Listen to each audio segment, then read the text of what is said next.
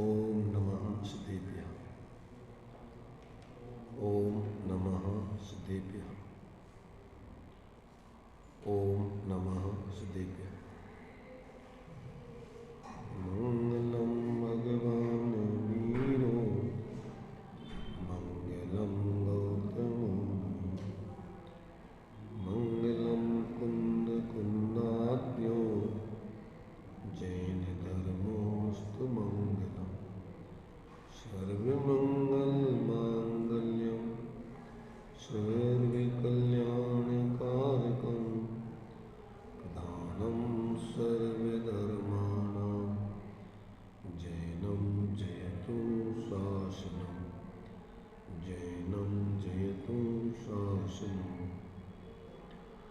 वन्दितु सर्वसिद्धि दुर्विमचलमणोभवं गतिं पत्ते बुच्चामि समय पावु मिणमो सुदकेवनीभणिदम्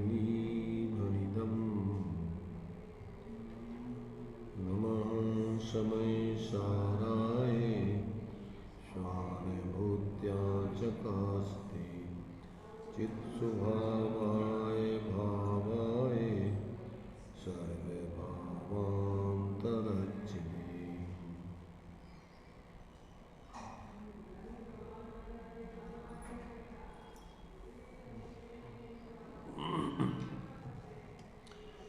एक 128-29 गाथा अपन ने कर ली थी। ज्ञानियों के ज्ञानमय भाव क्यों होते हैं, अज्ञानमय क्यों नहीं होते, और अज्ञानी के अज्ञानमय भाव होते हैं, ज्ञानमय नहीं होते। इसको यहाँ पर सिद्ध किया था। तो उसमें कल अपन ने समझा था कि जला हुआ दीपक, बुझा हुआ दीपक, बुझे हुए दीपक से उजेला हो नहीं सकता है, जले हुए दीपक से अंधेरा हो नहीं सकता है।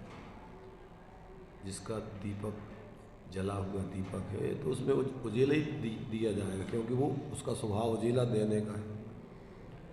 ऐसे ही जो जीव आत्मज्ञान करके और जिसके सम्यक ज्ञान प्रकट हो गया है, अब उसका सुपर प्रकाशी प्रमाण ज्ञान हो गया है। अब उसमें से तो सुपर प्रकाशनपना निरंतर चलेगा, उसमें तो अज्ञानपना अब रहा नहीं। अब उसमें से विपरीतता कैसे आवे, अन्यथापना कैसे आवे। इसलिए चाहे वो ज्ञानी घर गृहस्थी में रहे, निचली भूमिका में, चाहे किसी भी गति का हो, वो ज्ञानपूर्वक ही जीता है। संयोग संयोगी भावों को अपना स्वरूप नहीं जानता, संयोग को अपने से अत्यंत पृथक जानता है। संयोगी भावों को कर्मकृत भाव जान करके, भेद विज्ञान करके, उन भावों को अभी अस्थिरता जन्य जानता तो है, अपनी परिणति का दोष। अगर संयोगी भावों को सर्वथा वो पर संयोग जैसा जाने तो वो भी भ्रांति है। क्यों? तो फिर आगे के गुण स्थानों की जो भीतरात्मा की सिद्धि उसको करना है वो नहीं होगी फिर। इसलिए सम्यक ज्ञानी के जीवन में अभी आगे की गाथाओं में उसको स्पष्ट करेंगे कि फिर सम्यक दृष्टि के कौन से भाव होते हैं। तो सम्यक दृष्टि के भी ज्ञानमय बने, जो अव्रत आदि, देश व्रत आदि है, उसके भी भाव तो सम्यक ही होते हैं। परंतु जो अस्थिरता जन्य कर्म के उदय जन्य, जो कमजोरी जन्य जो स्थिति बन रही है, उसमें उसकी स्थिति क्या है कि वो अपनी ही परिणति का दोष और उसको निकाल देना चाहता है। तो उसके लिए आगे की अभी 130-131 गाथा के भावार्थ में जयचंद जी छावड़ा ने भावार्थ में इसका विशेष स्पष्टीकरण दिया है। देखो, इसको पहले पढ़ लेते हैं, इसको ही पढ़ ले पहले, ताकि इसका भी भ्रम ना रहे। ज्ञानमय भाव होने पर भी प्रश्न उठता है कि अवरत सम्यक दृष्टि आदि के भावों को कौन से भाव माने, ज्ञानमय क्या अज्ञानमय। तो उसका देखो स्पष्टीकरण दिया है 263 पेज भावार्थ मिल गया। 263 पेज पर भावार्थ है ये।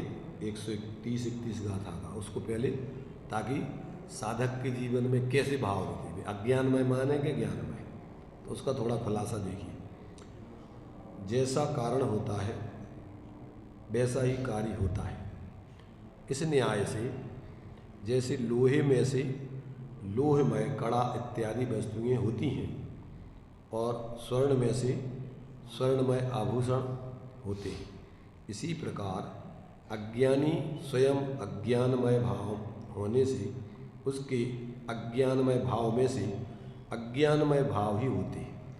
अज्ञानमय माने मिथ्यात अज्ञान अवरत माने मिथ्यात पूर्वक का अज्ञान, अवरति, प्रमाद, कसायु, ये सब अज्ञान भावों में लिए। इसके पहले अपन ने गाथा में पढ़े थे कि अज्ञानी माने मिथ्यात्व पूर्वक के जितने भी भाव हैं वो सब अज्ञान भाव में जाते हैं, और ज्ञानी माने वेद विज्ञान पूर्वक स्वाश्रय के जितने परिणाम हैं वो सब ज्ञानमय भावों में जाते हैं। रत्नत्रय के भाव सब ज्ञानमय है, स्वाश्रय के भाव सब ज्ञानमय, और जो मिथ्यात्व पूर्वक के पराश्रय के भाव है वो सब अज्ञानमय। अब बीच की दशा का समस्या है तो उसका खुलासा आगे देखिए। तो कहते हैं अज्ञानी के भाव अज्ञानमय होते हैं और ज्ञानी स्वयं इसी प्रकार अज्ञानी स्वयं अज्ञानमय भाव होने से उसके अज्ञानमय भाव में से अज्ञानमय भाव ही होते हैं, और ज्ञानी स्वयं ज्ञानमय भाव होने से उसके ज्ञानमय भाव में से ज्ञानमय भाव ही होते हैं। अब अज्ञानी के शुभाशुभ भावों में आत्मबुद्धि होने से उसके समस्त भाव अज्ञानमय ही हैं। किस कारण से उसके भाव अज्ञानमय हैं? सभी शुभाशुभ और संयोग रूप गेय शरीर आदि, इन सब में एकत्व बुद्धि होने से, आत्मबुद्धि होने से उसके सारे भाव अज्ञानमय ही हैं। किस कारण से? गेय ज्ञायक संकर दोष, भाव भावक संकर दोष। शरीर को आदि लेकर सारे संयोग को अपने स्वरूप मानता है, अपने मानता है, उनका कर्ता धर्ता भोक्ता सब, उसकी ऐसी अज्ञानमय बुद्धि चलती है। और ज्ञानी अपने को ज्ञान स्वरूप आत्मा अनुभव करता है, और जितने भी संयोग आदि हैं वो तो अत्यंत पृथक हैं ही, जानता है, और संयोगी भाव भूमि का अनुसार जो हैं वे भी अपना स्वरूप नहीं है, ऐसा उसको भेद विज्ञान। इसलिए उसमें अहमपन आत्मबुद्धि नहीं होती, हेपना होता है, परिणति का दोष अस्थिरता जन्य जानता है, और उसको छोड़ने की भावना रहती है, और गुणस्थान प्रमाण स्वरूप स्थिरता करके उसका अभाव करता है। तो देखिए और क्या मिलोगे? आत्मबुद्धि। आत्मबुद्धि माने शरीर आत्मा है, जो कौन सी बुद्धि है? शुभाशुभ भावों में आत्मबुद्धि। आश्रव भाव 7 तत्वों की भूलों में क्या आएगा? शुभाशुभ भाव कौन से भाव है? आत्मभाव है, अजीब भाव है कि आश्रव भाव है? तो आश्रव आत्मा है, पर आश्रव अगर तुमने सर्वथा पर मान ली तो भी गए काम से। आश्रव दुखकार घनेरे, बुद्धिबंत तने निर्वीरे, इसलिए सम्यक ज्ञानी होए बहुरी दृढ़ चारित लीजिए। काय के लाने? राग देश की निर्वृत्ति के लिए। समंत्रभद्र आचार्य देव ने रत्नगण श्रावकाचार्य जी में जब चारित्र अधिकार लिखा तो उसमें श्लोक दिया है, मोह तिमिराप हरने दर्शन लाभात वाप्त संज्ञाना रागत द्वेष निर्वृत्ति चरणम प्रतिपद्यते साधु। क्या अर्थ होता है? मोह तिमिर के हटने पर ही दृष्टि ज्ञान सद लाभ मिले। मोह तिमिर माने मिथ्यात्व भाव के हटने पर ही सम्यक दर्शन पूर्वक सम्यक ज्ञान का लाभ मिलता है। दोनों एक साथ हो जाते हैं। कौन कौन? सम्यक साथे ज्ञान होए पे भिन्न आराधो, लक्षण श्रद्धा जान दुहु में भेद अवाधो, सम्यक कारण जान ज्ञान कारज है सोई, युगपत होते हु प्रकाश दीपक ते जोई। तो सम्यक दर्शन और सम्यक ज्ञान तो एक साथ होते हैं, और सम्यक चारित्र का नहीं लिया एक पथ होते। सम्यक चारित्र को तो अब सम्यक ज्ञानी होए बहुरिदृढ़ चारित्र लीजिए, उसको अलग से आपको अंगीकार करना पड़ेगा। और जो चौथे गुण स्थान में अनंतान मंदी कसाय के 2 कार्य माने हैं, तो वो स्वरूपाचरण चारित्र जो उसके अभाव में होता है, वो अभी बाहर में वृत्तादि के रूप में नहीं होता है, इसलिए उसको सामान्य से चारित्र में नहीं लिया। जबकि वो भी 2 मुखी है, 2 कार्य करती है अनंतानबंदी। तो एक तो स्वरूप का आचरण नहीं होने देती और एक सम्यक्त नहीं होने देती। अनंतानबंदी के 2 काम हैं। चारित्र की दृष्टि से स्वरूप का आचरण नहीं होने देती, और श्रद्धा की दृष्टि से वो सम्यक्त भी नहीं होने देती।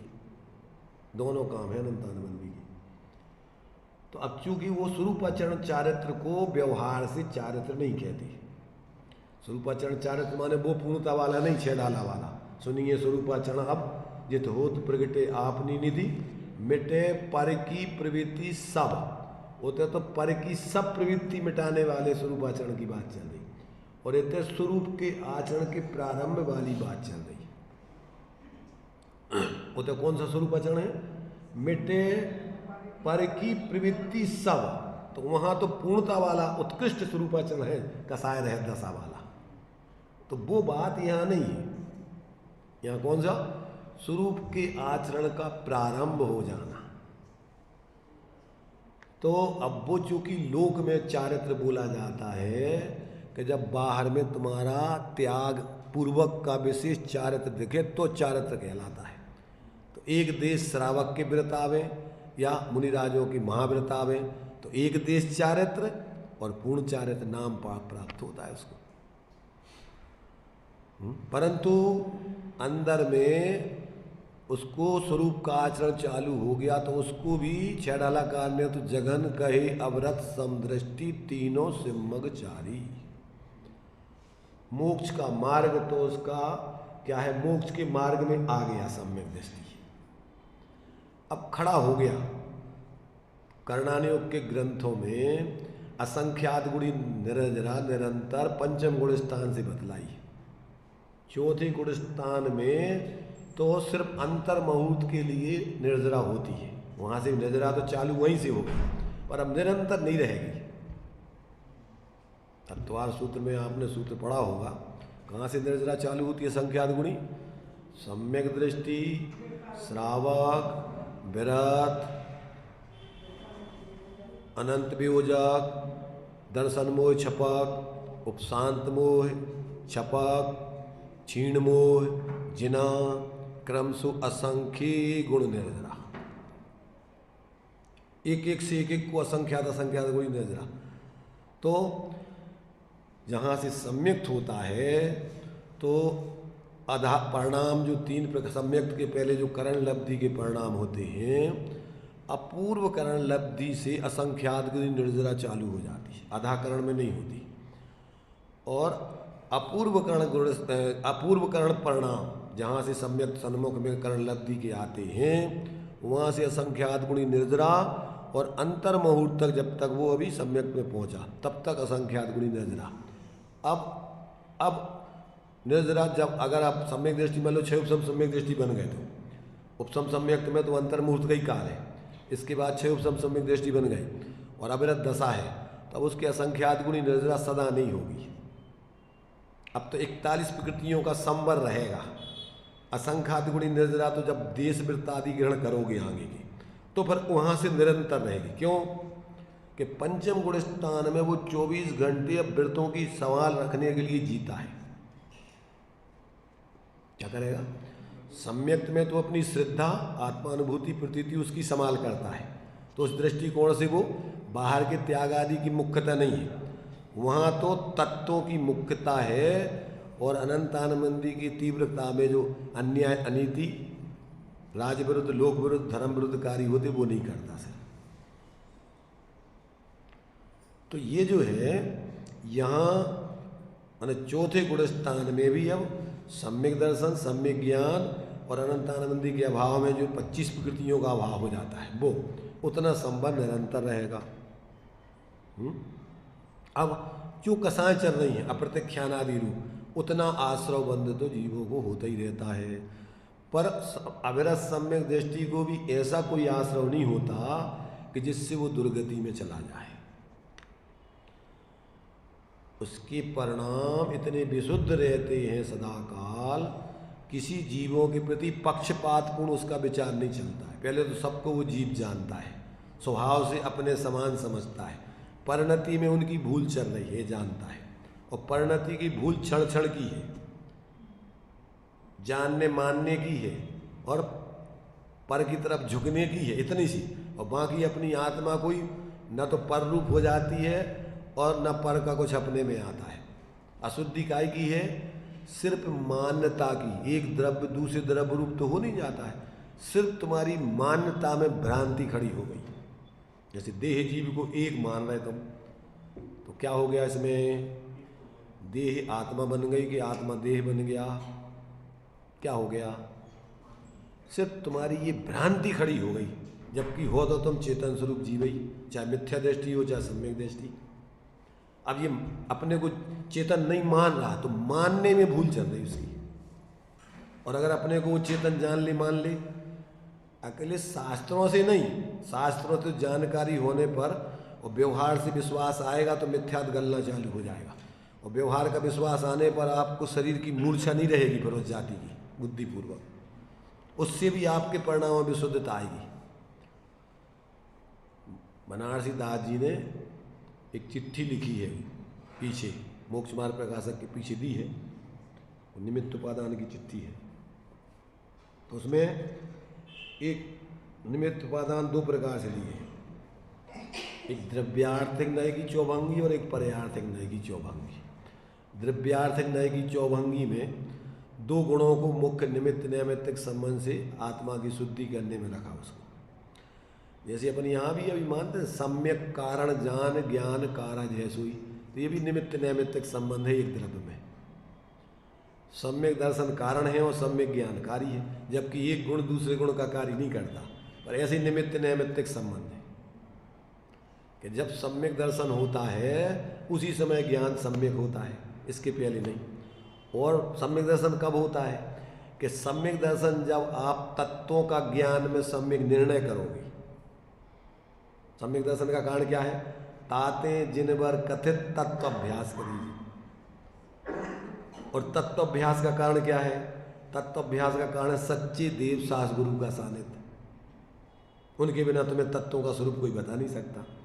तो फिर सच्चे देव सास गुरु को सम्यक दर्शन का निमित्त कारण लिया है।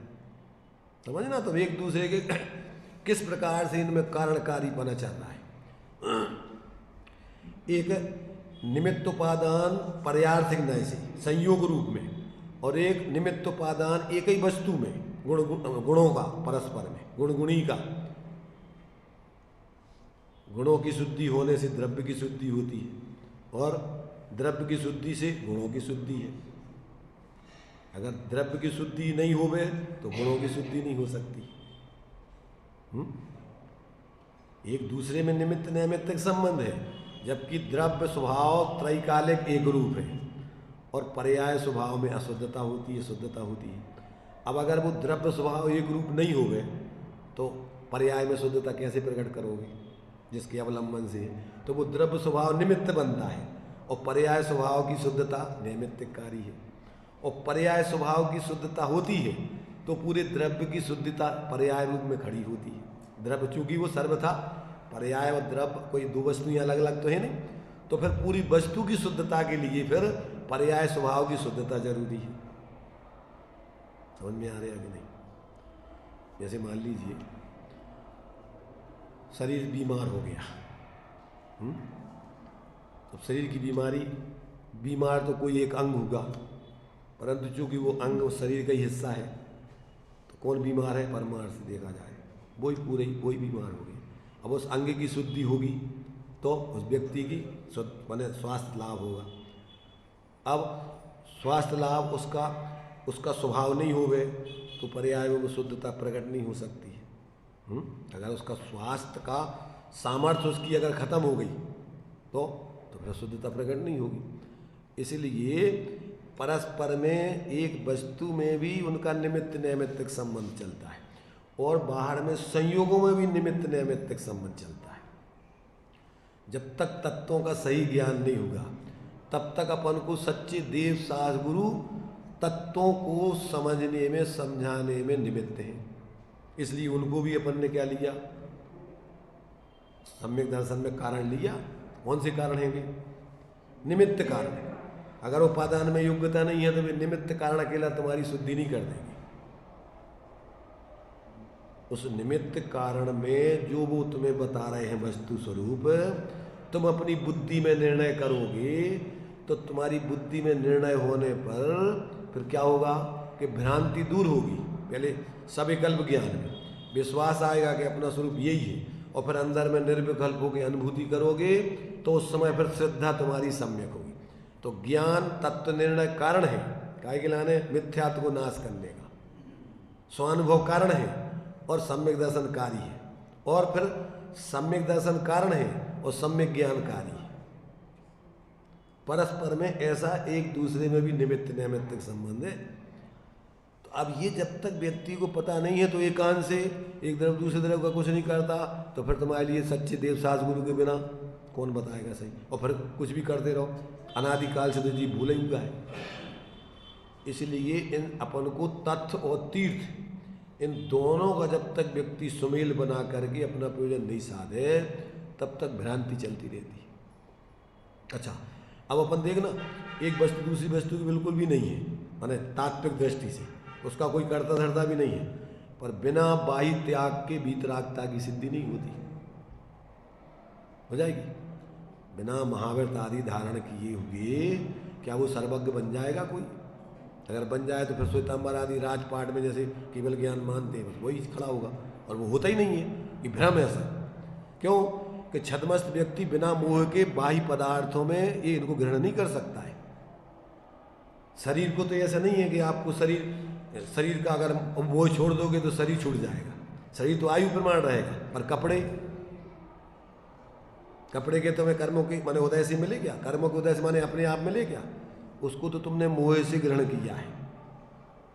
बच्चे हैं जन्म से कपड़े नहीं पहनते, उनको अगर तुम पहनाओ नहीं तो पहनेगे भी नहीं। ऐसे लोग हैं कई कि जो जिंदगी भर कपड़े पहने नहीं उनने, आदत डाली जाती है तो धीरे धीरे फिर आदत ऐसी बन जाती है उन कपड़ों में अपने ऐसा जैसे बिल्कुल कपड़ा अपने प्राण। अब मोह है, वो शरीर में मोह है, मूर्छा है, और बाहर का लोक लाज भारी, या परम दिगंबर मुद्रा धर न सके दीन संसारी। तो ये सारी चीज़ें एक दूसरे से जुड़ी हुई हैं। अब जब तक अपन को इन चीज़ों का ज्ञान नहीं होता है तो अपन क्या है कि कुछ भी एकांत से पकड़ के कोई संप्रदाय में शामिल हो गए और अपन कछु क्रियाएं औपचारिक करने लग गए और मान लिया कि हो गए हम धर्मात्मा। जितने संप्रदाय हैं ये मूर्ताओं में धर्म मानते हैं, क्योंकि धर्म कोई सांप्रदायिकता वाला नहीं है। धर्म तो वस्तु स्वभाव वाला है, और वस्तु स्वभाव माने अपना आत्मा का सहज स्वभाव, और उस सहज स्वभाव को जिसने अपना स्वरूप अंदर में अनुभव किया तो उसकी परिणति में भी सहजता आ जाती है, स्वाश्रयता आ जाती है, निर्विकल्पता आ जाती है। क्योंकि आत्मा का स्वभाव विकल्प करना नहीं है, विकल्प तो पराश्रय मोह से होते हैं, और अपन जब स्वाश्रय को ग्रहण कर लेंगे तो विकल्प नहीं होंगे, मोह नहीं होगा, निर्मोही दशा प्रकट हो जाएगी।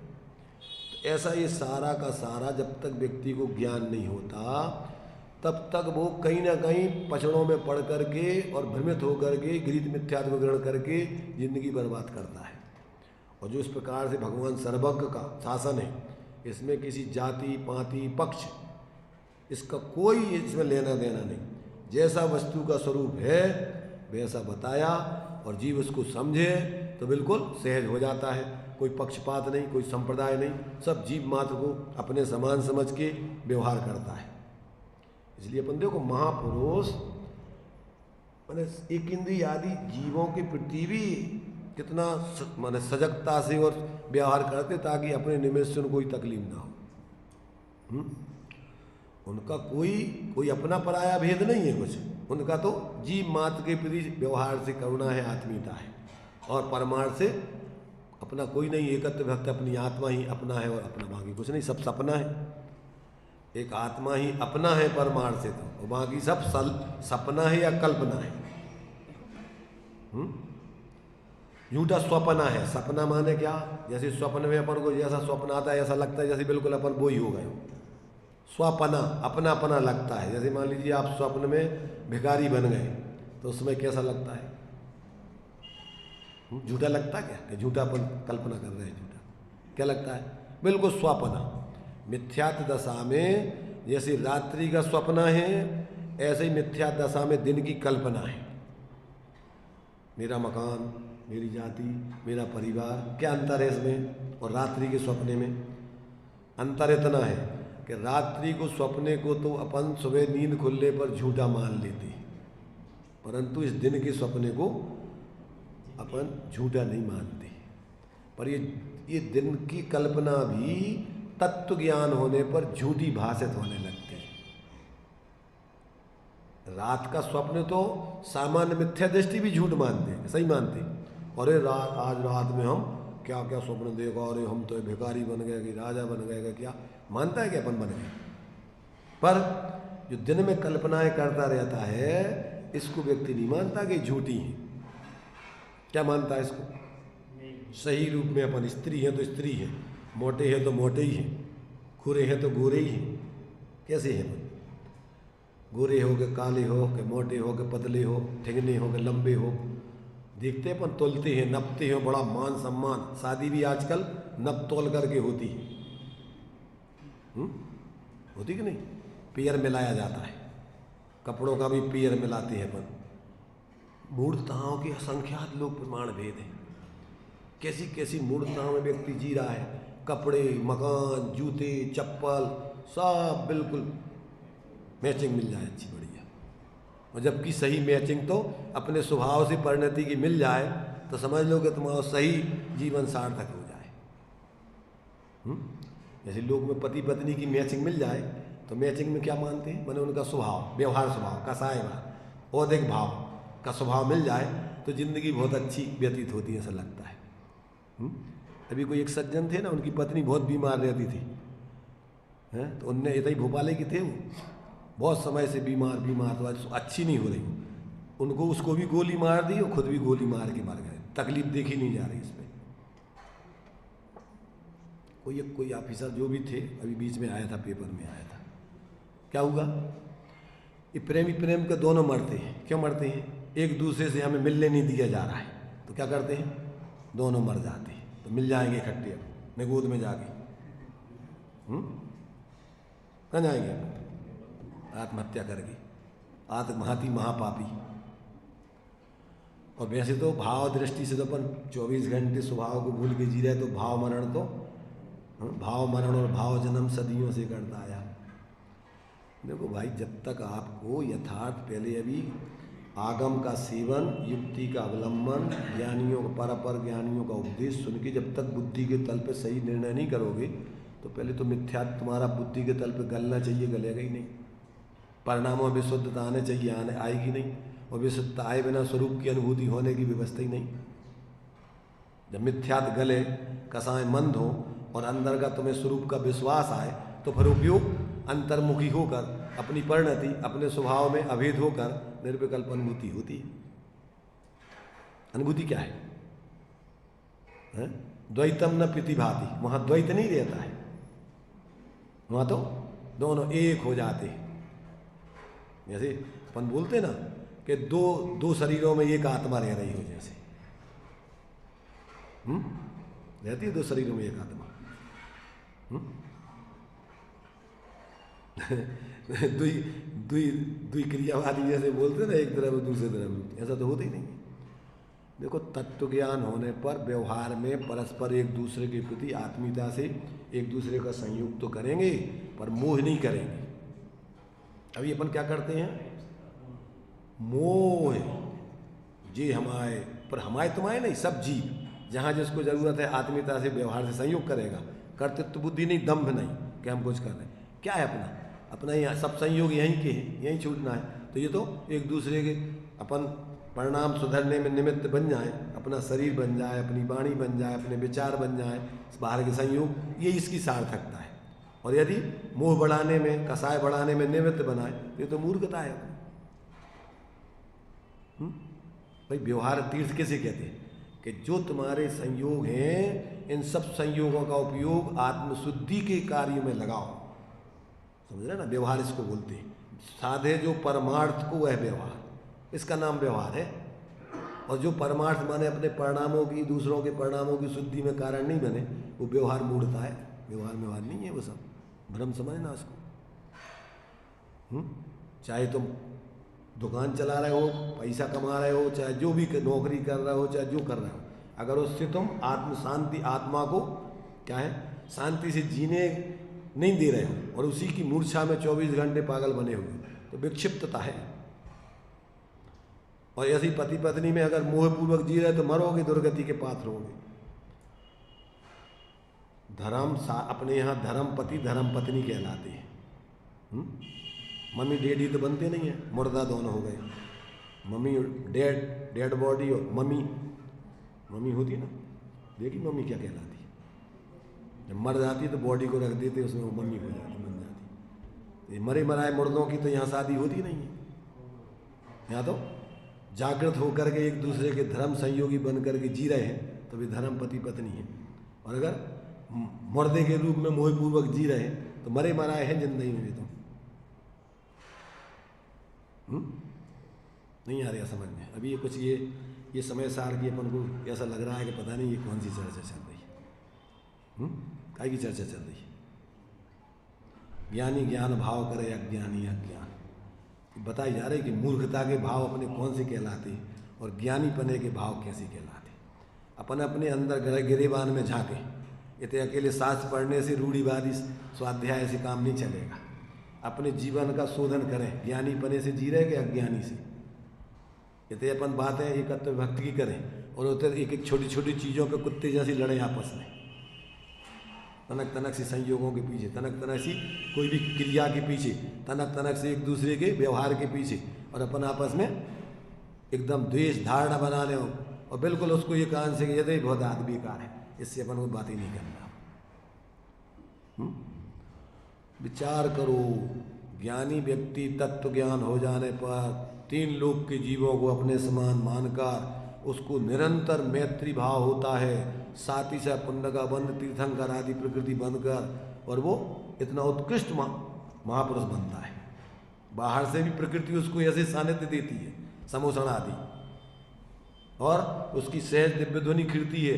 सब जीव पक्षपात रहित होकर उसको सुन के अपना कल्याण करते हैं। तो ये इसका नाम स्वाध्याय है। अपने जीवन का अध्ययन करना, अपने अभिप्राय को देखना, अपने परिणामों को देखना, अपनी प्रवृत्ति को देखना, अपन कैसी प्रवृत्ति से जी रहे हैं। अयम निजा परा वेत्ति गणना लघुचेत साम उदार चरिता नाम तु वसुधैव कुटुंबकम। ये मेरा है, ये मकान मेरा है, ये रुपया मेरे, ये बच्चे मेरे, ये परिवार मेरा है, ये समाज मेरा है। ये क्या है? अयम निजा परा वेत्ति, ये मेरा है, ये पराया है। गणना लघुचेत साम, बहुत लघु तुच्छ बुद्धि वाले जीवों के विचार हैं सब। और उदार चरिता नाम तु वसुधैव कुटुंबकम, जिनका चित्त उदार है, जिनकी दृष्टि विशाल है, सम्यक है, वे उदार चरिता नाम तु वसुधैव कुटुंबकम, पूरे विश्व मात्र के प्राणियों को अपने कुटुंब समान जानते हैं व्यवहार से। तो यहाँ पर सम्यक दृष्टि के जीवन में सम्यक ज्ञान निरंतर है, सम्यक दर्शन निरंतर है, आंशिक सम्यक चारित्र निरंतर है। जितनी जितनी अभी कसाएँ हैं उसमें भेद विज्ञान रखते हुए उनसे निवृत्ति करने के लिए प्रयत्न है। तो देखो क्या दिया, अज्ञानी के शुभाशुभ भावों में आत्मबुद्धि होने से उसके समस्त भाव अज्ञानमय ही है। अविरत सम्यक दृष्टि ज्ञानी की यद्यपि चारित्र मोह के उदय होने पर क्रोधादिक भाव प्रवर्तते हैं, तथापि उसके उन भावों में आत्मबुद्धि नहीं है। ये ही मैं हूँ ऐसी आत्मबुद्धि नहीं है।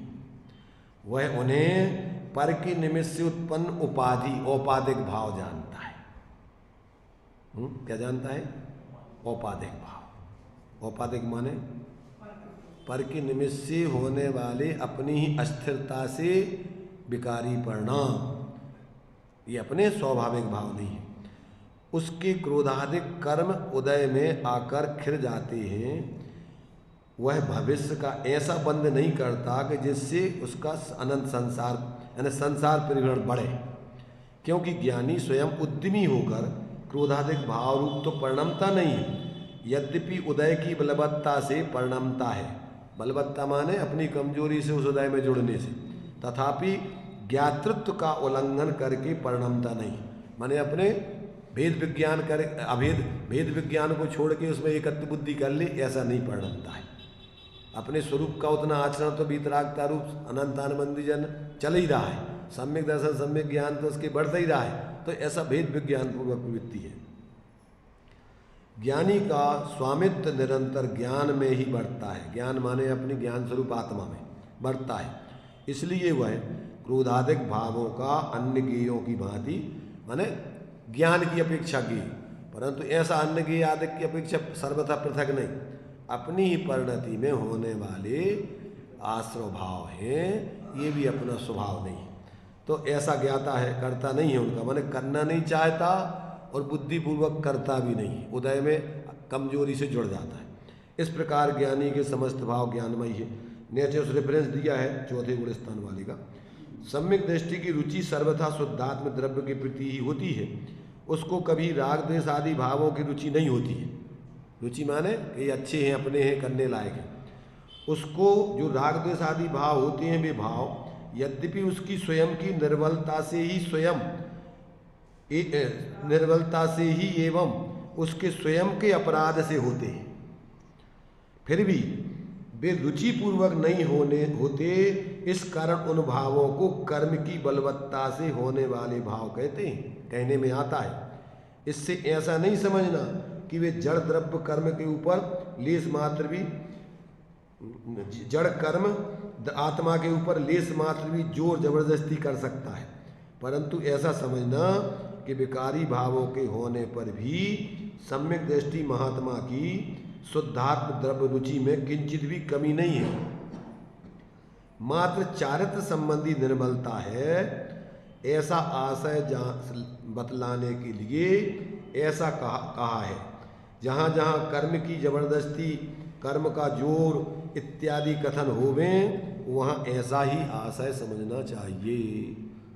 अपन बोलते कर्म विचारे कौन भूल मेरी अधिकाई, अग्नि सहे घन घात लोहे की संगति। इसका मतलब कि गलती अपनी है, कर्मों की कोई गलती नहीं। और टोडरमल जी ने तो लिखा कि मान लो जो कर्म बंधे हैं तो वे किसने बांधे, वे अपने आप तो बनते नहीं। तुमने बेकारी परिणाम किए जब ही तो बंधे, तो गलती तो तुम्हारी, तो अब किसको दोष देना? अपने दोष अपनी गलती को छोड़ना। ऐसे ही बाहर में जो नौकर में तुम्हें निमित्त बन रहे, तो वो किस कारण बन रहे? तुमने अगर पहले पाप नहीं किया होता तो क्या बाहर में कोई निमित्त बन सकता है? ऐसा किसकी गलती है? तो अपन को क्या करना? वो कुकर वृत्ति नहीं रखना। कौन सी वृत्ति रखना? सिंह वृत्ति माने यथार्थ कारण को खोजना। कुत्ता लाठी मारने वाले को नहीं देखता, किसको? लाठी को मुंह से पकड़ता, और मुंह डांट टूट जाएंगे। पत्थर को जो मारे तो पत्थर को पकड़ता है, तो उससे क्या होना है? मारने वाले। ऐसे अपन मूल कारण को खोजो कि कर्म बंधे हैं तो तुम्हारे बेकारी पूर्व के बेकारी अपराध से, अब आगे अपराध नहीं करो तो पुराने कर्म खिर जाएंगे और नए कर्म बंद होंगे नहीं। तो क्या करना कि उसमें साम्य भाव रखना, किसी दूसरे निमित्त पे दोष नहीं देना, उसको ही नहीं अंदर में दुर्भाव करके मिथ्या धारणा बना के पाप कमाते रहना रात दिन। आता समझ में? क्या करते अपन?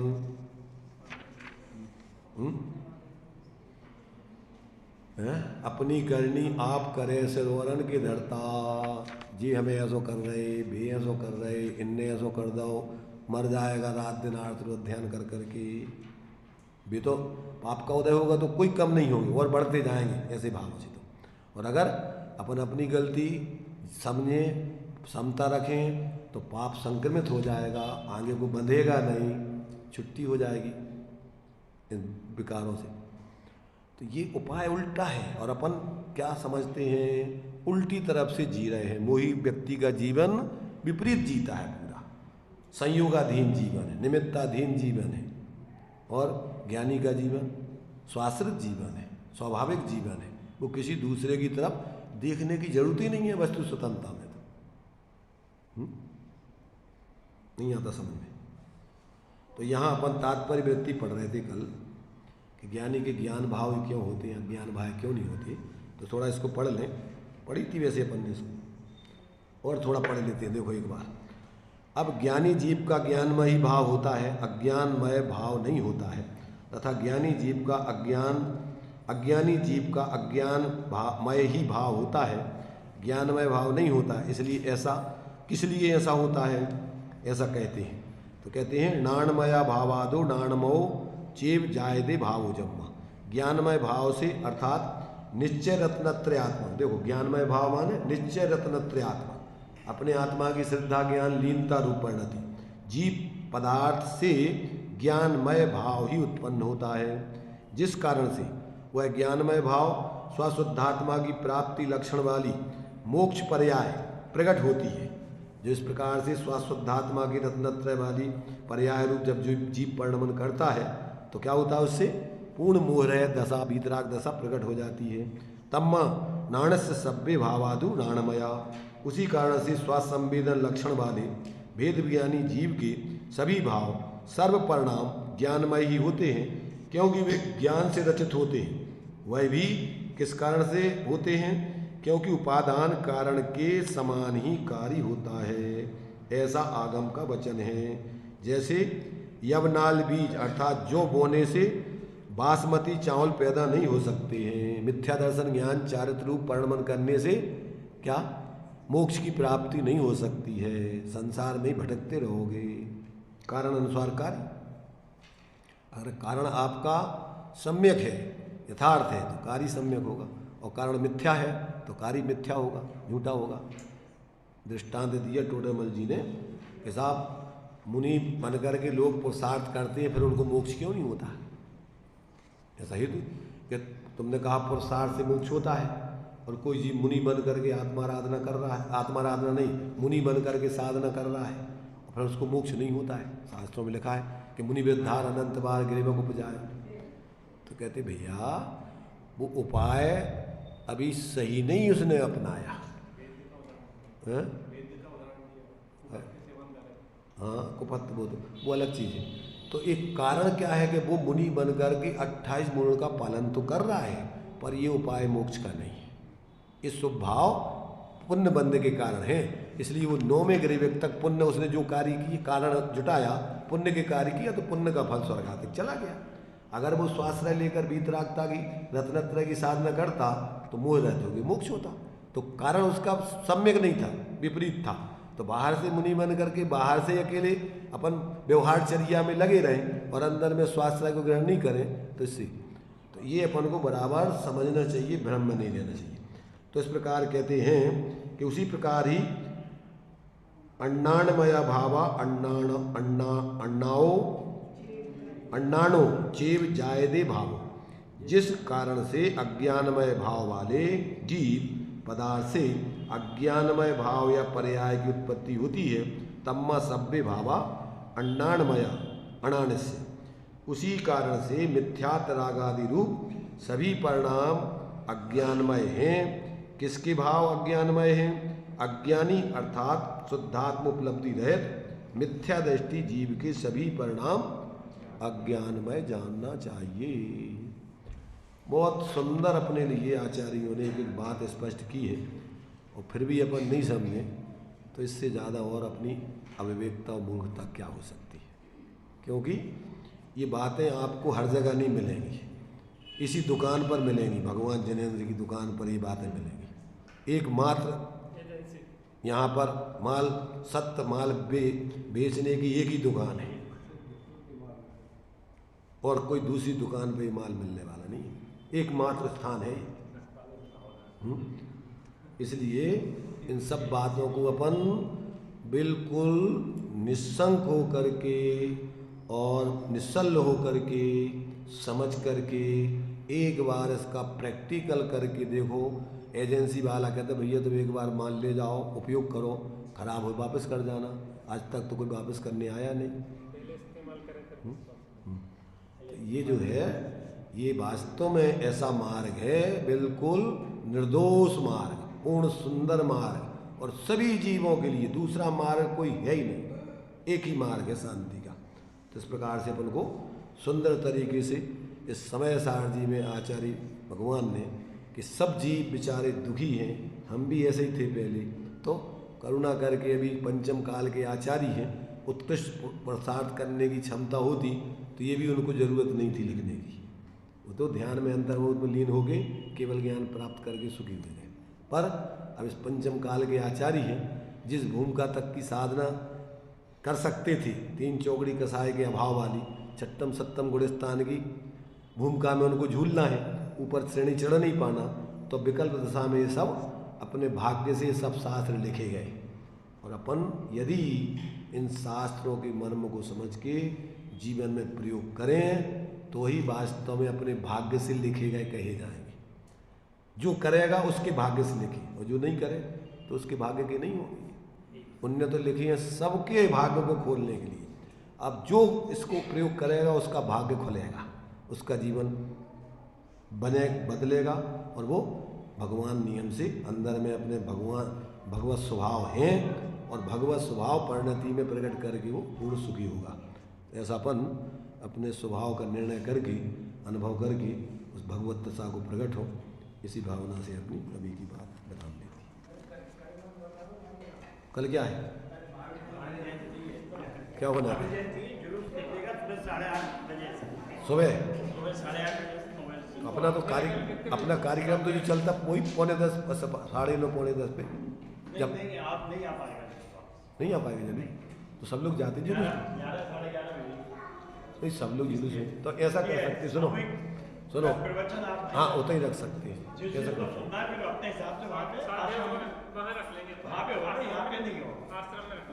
हाँ। तो जिनको चर्चा करना हो तो वहाँ करके अपने जो भी अपन विषय विशेष चर्चा कर लेंगे।